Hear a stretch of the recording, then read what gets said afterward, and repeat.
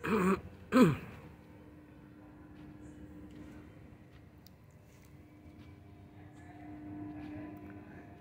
পুনে শহরের পার্বতী শঙ্কর মন্দির।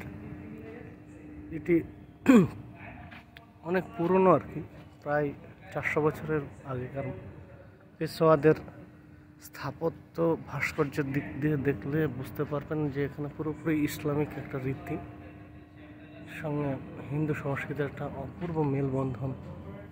যে জায়গা থেকে আমরা দেখছি সেটা পুনে শহর থেকে সমুদ্রপৃষ্ঠ থেকে প্রায় অনেকখানি উপরে, এবং সেখান থেকে পুরো শহরকে দেখা যায় অপূর্ব অনাবিল দৃষ্টিতে। সেই ছবিও আপনাদেরকে দেখাচ্ছি।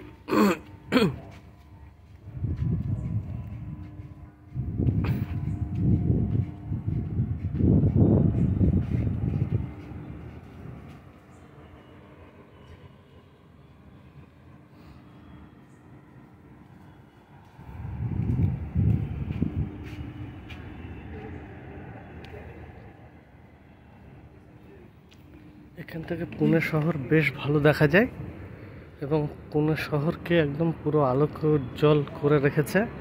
চারিদিকটা দেখলেই বোঝা যায়। মন্দিরের উপর থেকে সুন্দরভাবে দেখা যায় পুনে শহরটাকে। সাজানো গোছানো একটা ঝকঝকে শহর।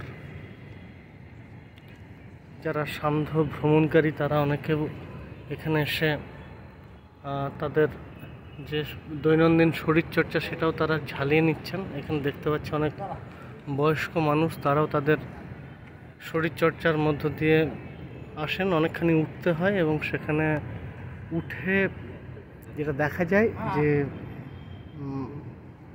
শারীরিক কসরত হয় এবং তার সঙ্গে সঙ্গে মন্দির দর্শনও হয়। আজ এই অবধি, পরে কথা হবে।